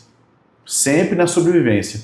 Agora, literalmente nos últimos 2 anos aí que eu tô com tempo para sonhar. Antes era só a maturação para criar a minha filha, né? E como eu disse, né, ela começou ali o estopim da minha transformação, né? Da minha busca, e aí me ajudou muito, inclusive, a buscar, a entender como Deus é poderoso em transformar a nossa vida, né? Porque eu só consegui mudar porque Ele me mudou, porque Deus me mudou. Eu falei, Deus, faz sua boa obra em mim, né? Aceita o Senhor como meu Senhor e Salvador e faz sua boa obra em mim, né? E agora que eu sinto que eu comecei a ter espaço para sonhar, né? Então eu creio hoje que eu tenho um chamado dentro da área financeira, né? E eu quero aproveitar esse ambiente para comunicar isso, né? Eu acho que uma das minhas funções em relação ao mercado financeiro é gritar para o mundo, né? Pessoal, dinheiro é só uma ferramenta, né? Administre o dinheiro. Dinheiro não é para ser amado, é para ser administrado. Né? Ele é um péssimo patrão, mas um excelente mordomo. Excelente, exatamente. Uma coisa que eu vejo muitas pessoas falando, dinheiro não traz felicidade. Traz sim. Se você conseguir pagar uma escola melhor para o seu filho, sim, você vai ficar mais feliz? Vou. Se você pagar a saúde para os seus pais que estão idosos, uma ajuda para eles, uma casa, uma melhor talvez, né? O que você puder fazer assim nesse sentido, você não vai estar mais feliz? Com certeza vai. Se eu puder pagar um plano de saúde melhor para mim, para minha família, você vai estar mais feliz. Se eu puder fazer uma viagem, 2 no ano, você vai estar mais feliz. Verdade. Então, mas aí você está tratando ele como seu mordomo. Mordomo, traz aí para mim tal coisa. Só que ele não está acima do próximo, né? Porque dentro desse mundo corporativo e atendendo pessoas, né, de áreas diferentes, empresários, CLTs, autônomos, representantes comerciais, profissionais liberais, tudo mais, a gente tem a tentação de querer puxar mais dinheiro para nós do que é o nosso naquele momento, né? Como assim, né? Eu creio que a gente tem que focar em fazer o nosso melhor, né? E o dinheiro vai nos encontrar. Nós nunca podemos colocar o dinheiro à frente de um ser humano, entende? Nós temos que ir no limite dessa pressão que existe, né? O que é meu vai ser meu, né? O que eu vou receber, né? Da função que eu faço. Eu não devo me preocupar em vender mais caro o meu produto. Eu devo me preocupar em fazer do meu serviço mais caro. Entendeu? Uhum. Eu não estou olhando para o preço, eu estou olhando para o valor que eu entrego. Então, se eu entrego o meu melhor valor, é natural que eu receba mais. Sim. Se eu faço... E aí é um princípio de amor ao próximo.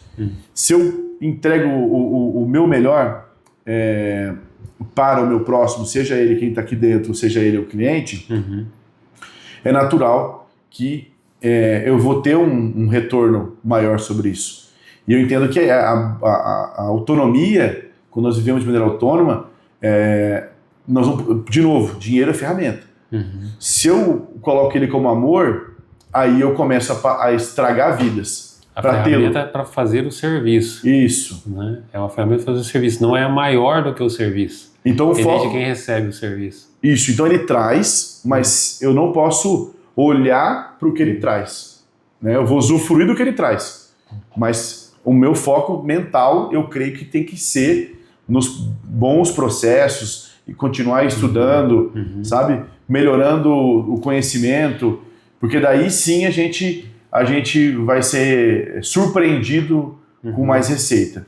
Eu tenho visto isso na tua vida, que essa questão de você buscar propósito, buscar sentido, e a cada dia que a gente vai envelhecendo e aprendendo, né, mais a gente vai vendo que tem algumas coisas que não tem um valor. Né, você fica de segundo plano e tem outras coisas que têm um valor maior de fato. Né, essa busca eu vejo em você. Né, eu sei mais próximo de você, eu sei que Amém. Você tem buscado isso. Né, então agora estamos chegando para os finalmente. Tem alguma coisa que eu não perguntei? Tem alguma coisa que você quer falar? Não, então falar de sonho ainda, para finalizar o sonho. Eu acabei entrando no propósito, mas Pode falar. Eu creio que hoje eu tenho o sonho de... Eu costumo falar assim, né? Eu e o João, né? Principalmente, mas eu tenho que honrar os meus sócios aqui, né? Eu, o João, o Danilo, o Kevin, o Douglas, somos quem toma a decisão. Inclusive amanhã temos uma reunião de sócios. A gente direciona aqui a empresa. Mas nós temos um sonho de ir no limite que Deus tem para nós, né? Então eu acredito que assim tá bom, do jeito que tá bom, mas eu sonho de ir no limite que Deus tem para nós. Por quê? O Marcos, com a cabeça de criação de servidor público, eu já tô além do que eu poderia. Eu já tô além do que minha mente era capaz. Já tô além. Já passou do ponto. Já furou a bolha. Já faz tempo. Abrir a empresa, que parece que é pouco, é um começo, já foi um salto fora totalmente da minha zona de conforto. A montanha já era intransponível. Já né? era. Quando chegou lá em cima, você viu as outras. Opa. Dali para frente eu já falei assim, Senhor, é no teu limite, não no meu. Se for esse o limite, tá ótimo. Né? Então eu tenho aí, eu tenho esse sonho, é um sonho, né, por trás disso, porque eu tenho uma visão de crescimento muito grande da nossa empresa, impactando muita gente, né? E outro sonho que eu tenho, você fez parte desse desbloqueio aí, como eu tive uma adolescência lá conturbada, como eu disse, eu tinha muita rejeição, né? Eu me rejeitava, né? Eu sentia que os outros me rejeitavam e aí eu acabava me rejeitando, ou ao contrário, né? Eu me rejeitava e achava que os outros me rejeitavam também, enfim. Mas o fato é que eu me sentia muito rejeitado. E eu vivi até o ano passado, né? Se você vai lembrar num culto que eu fui lá te encontrar lá, né? Que eu confessei que Deus abriu meus olhos para isso. Então eu vivia em merecimento, né? Eu precisava fazer para merecer. E daquele momento para frente, isso faz 6 meses só, eu percebi que eu sou um filho amado de Deus, né? Que eu vivo debaixo da graça de Deus. Essa é a sua identidade. Né? E eu vivo debaixo da graça de Deus. E isso é reconfortante, isso não tem que ser um peso. Né? E por um tempo isso já foi um peso, por mais que não parecia. Olha como Deus vai desbloqueando por camadas, parece. Né? E, cara, hoje eu quero aproveitar um pouco mais o tempo em família, né? Eu quero aproveitar um pouco mais o tempo com minhas filhas, com a minha esposa. Né? Eu quero ter o sonho em ter uma vida equilibrada, cara, hoje. Dormir bem, trabalhar o tempo suficiente, né? Saúde Aquele física, famoso mental. 3 vezes 8, né? 8 de sono, 8 de trabalho e 8 de vida pessoal. Né? Acho que meu sonho é construir isso. Com isso, viagens com a família, né? Então eu tenho esse sonho de ter essa vida equilibrada. Porque eu acho que eu vivi, tô com 127 quilos, né? Eu vivi desequilibrado a maior parte da minha vida. Então tem esse sonho de aproveitar mais o tempo com a minha família, com viagens, com mais sábados em casa. Quem sabe você começa a falar igual eu falo de vez em quando, que eu quero morrer jovem com 130 anos. É isso aí, 120, né? Que é o máximo, né? Segundo a Bíblia, né? Rumo aos 120 anos, né? É isso mesmo. Então é isso. Qual a pergunta que você já fez no final aí? Faltou alguma coisa? Perguntou o que é? Perguntei para você se faltou alguma coisa para eu te perguntar, ou que você gostaria de acrescentar nesse final de podcast. Bom, eu quero agradecer a tua iniciativa, né? É sempre muito bom ser exposto a perguntas. Eu acho que ser entrevistado, como você está fazendo, todo mundo tinha que participar. Eu gostei que você falou pessoas comuns, né? Porque a gente abre o podcast e só vê pessoas famosas, né? Para atrair mais visualização, para crescer e tudo mais. Eu acho que é bom, né? Não estou falando que é ruim. Acho legal você falando de trazer também pessoas comuns, porque por mais que talvez não vai te dar crescimento de visualização no primeiro momento, né? Eu creio que a soma disso dá bons frutos também, tá? Mas eu acredito que você entrevistar alguém, a outra pessoa se sente amada. A posição de quem está sendo entrevistado é muito se você se abrir mesmo... Você não se sentiu acuado, na verdade? Não, eu me sinto amado, né? É um espaço de autoconhecimento, né? Então você faz perguntas que eu acredito que produz autoconhecimento e produz, caramba, eu vou sair daqui e vou mudar algumas coisas da minha vida, sabe? Nem sei o que ainda. Mas são coisas que eu falei pra você que estavam dentro de mim que eu nem sabia que estavam, às vezes, sabe? Histórias. Então é muito bom a gente tirar a agenda da gente, sabe? Então eu quero trazer pessoas que pode ser pessoas desconhecidas, preferencialmente até desconhecidas, mas que tenham alcançado algo diferente, que tenha rompido alguma barreira. Por isso que eu quis entrevistar você, juntou tudo. Você cedeu o espaço para nós fazermos o podcast aqui, né? A empresa, né? na sua pessoa, e também porque eu sei que você tem esse histórico. Você já começou falando, eu era adolescente problemático, que não tinha limite, que era assim. Então, aos olhos da sociedade, você era para não dar em nada. Sim, né? Ou ir para um caminho, né, tortuoso sem volta. Né?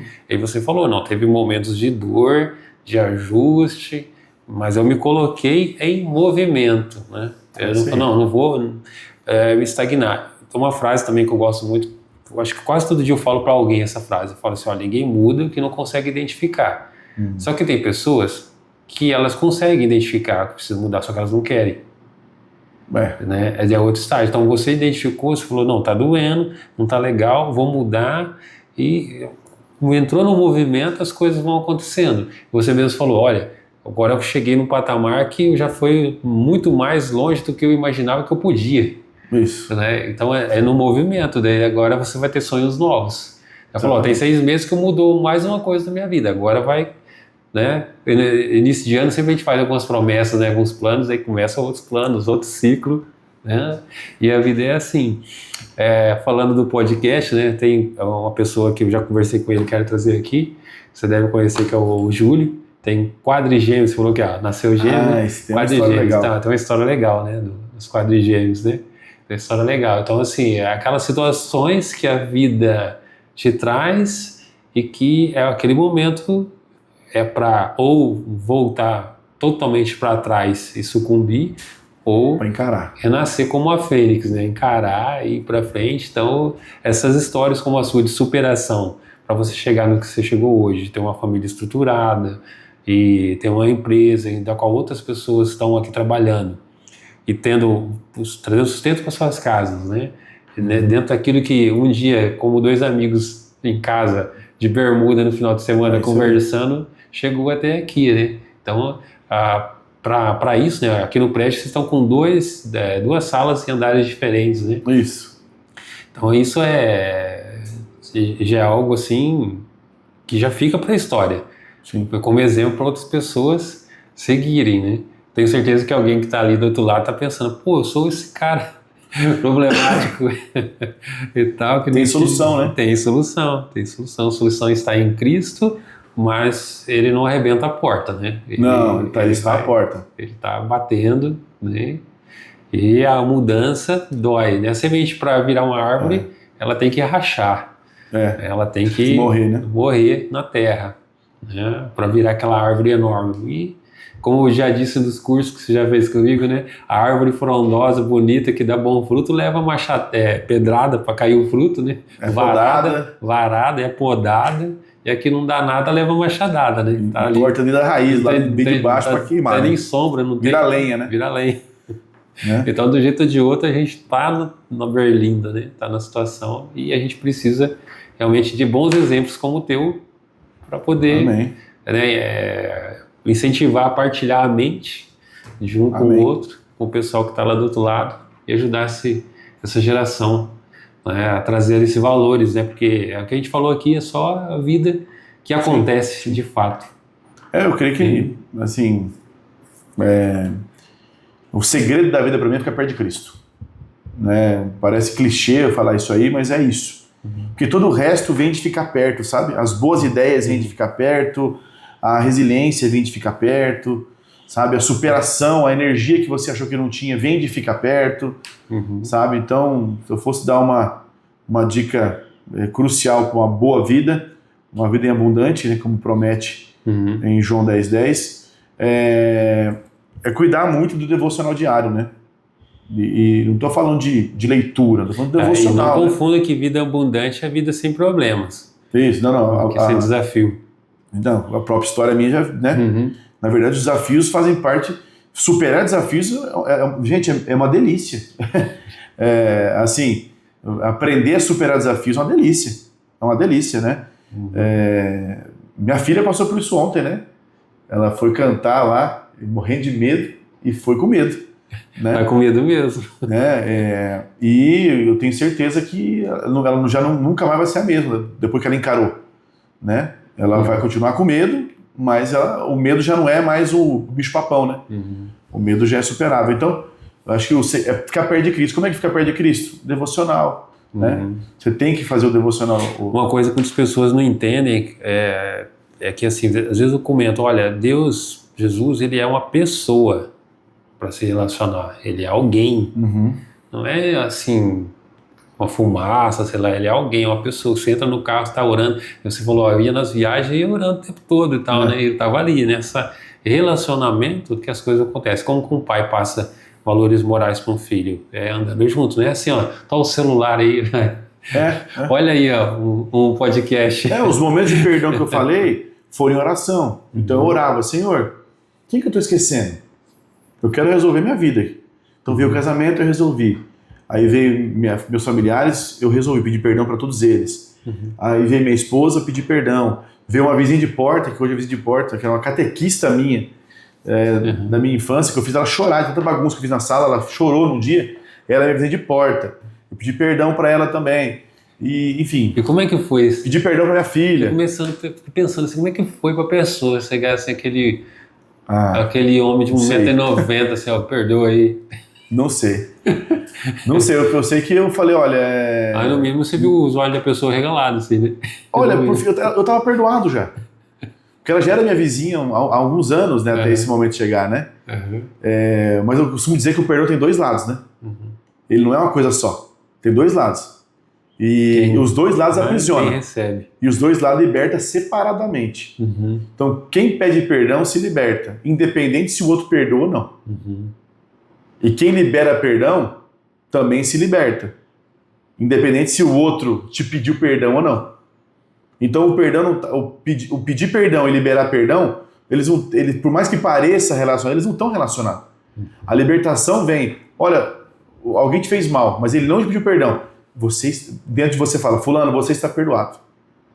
Acabou o peso. Aquela pessoa não tem mais o peso sobre a sua vida. E ele nunca te pediu perdão. E o inverso também é verdadeiro. Entendeu? Eu vou lá e peço perdão, a pessoa fala, não te perdoo. Eu falo, eu me arrependi. Entende? Se a pessoa que está presa, você não está mais preso, ela continua presa e não liberar perdão. Né? Então, a forma que ela me recebeu, ela já tinha me perdoado. Ela nem lembrava mais do problema. Ela já tinha me perdoado. Eu que estava preso, daquele tempo todo preso naquele constrangimento. Aí quando eu pedi, o perdão foi me liberando. Mas tudo foi o quê? Ficar próximo da palavra de Deus e da oração, né? Ler a Bíblia, oração, que é o devocional, né? Basicamente. Fazer o que precisa ser feito, né? Não tem outro caminho. E aprender cada detalhe, botar em prática, né? Então ficar perto de Deus mesmo, né? Aprender com a palavra dele, bota em prática um pedacinho, faz oração, né? Entrega a oração. No começo, quando eu orava, eu falava, que loucura é isso que eu estou fazendo, né? Pedindo para Deus algo físico, né? Só que as coisas vão acontecendo, né, cara? E quando eu olho para trás, assim, qual que é o padrão do sucesso da tua vida, sabe? Olho para empresa, familiar e tal.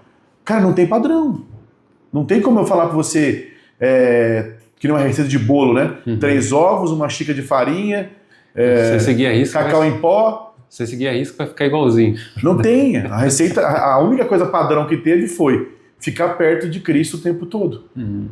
Né? Então, cada ser humano é um universo em si, então algum é diferente do outro. Passando pelas mesmas situações, nós somos diferentes uns dos outros. Então ficar perto de Cristo, ficar perto de Deus foi o que gerou boas decisões. Entende? Eu creio muito nisso, né? A vida é feita de escolhas. Todo dia são quantas escolhas a gente faz. Né? E a gente vai fazer boas escolhas se estiver perto de quem faz boas escolhas. E quem é o ser que sempre fez 100% boas escolhas?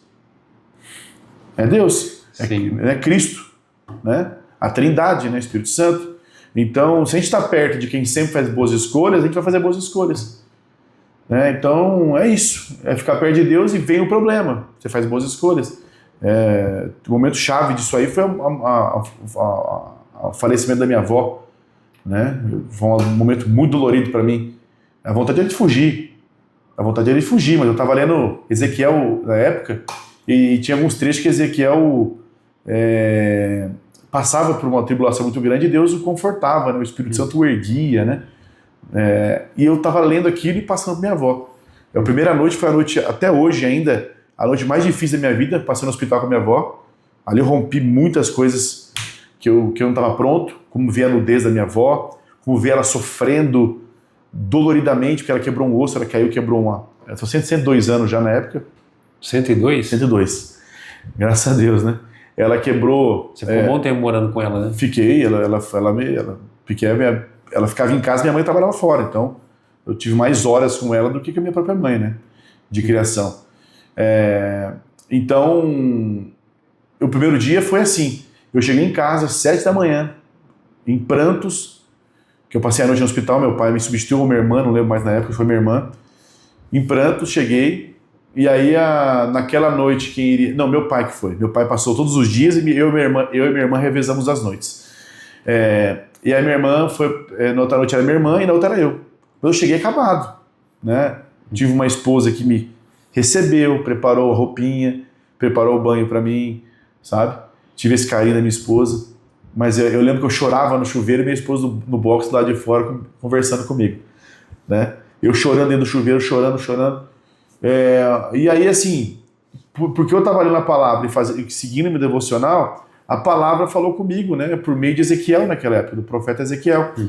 E eu trouxe para mim aquela palavra, né? Aquela palavra, aquele ânimo que o Espírito Santo... Era você que tinha que passar, não era outro. Era eu. Aquele ânimo que o Espírito Santo dava para Ezequiel no texto que eu lia, no devocional, eu trouxe para mim. Eu falei, caramba, eu tenho acesso a isso. E eu trouxe para mim.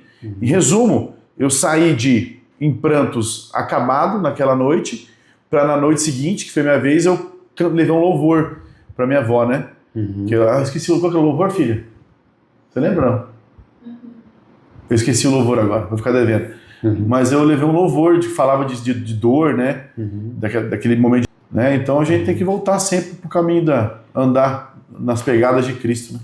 E quem quer te conhecer, quais são os teus endereços Aí quem quer conhecer a GAD, quem quer fazer um investimento, ver como é que é e tal. E aí, como é que faz? Nossa empresa é @GAD Investimentos, G-A-D de dado E de elefante, GAD Investimentos. O meu é @Marcos Biazão. Eu sou bem inativo nas redes sociais, mas está lá, se você quiser. E é isso, são os dois canais aí, os dois melhores canais de comunicação aí que nós temos. Para chegar até a GAD é por esse endereço. É por esse endereço aí. Bacana. Tá? Então, acho que podemos contar com o terminado por enquanto, por hoje, por agora. Encerramos Esse bate-papo. Marco, foi muito bom. Foi Obrigado. joia demais. Conhecer Obrigado. um pouco mais da tua história, um pouco mais do que eu já conheço. E Sempre tem uma coisa nova, né? Sempre tem uma coisa nova, uma visão nova, uma frase nova. Vamos fazer uns cortes depois aí. Tá? Mas te agradeço muito. Então, se vocês gostaram, coloca um joinha aí, comenta, compartilha, né? E deixa dicas. Eu quero mudança aí e tal. Quero Sugestão de pessoas, pode dar quem vai ser entrevistado, também. né? Assunto também, pode colocar aí um assunto aí que queira, né, que a gente comente aí. Ok? Obrigado. Valeu, pessoal. Obrigado. Hashtag tamo junto.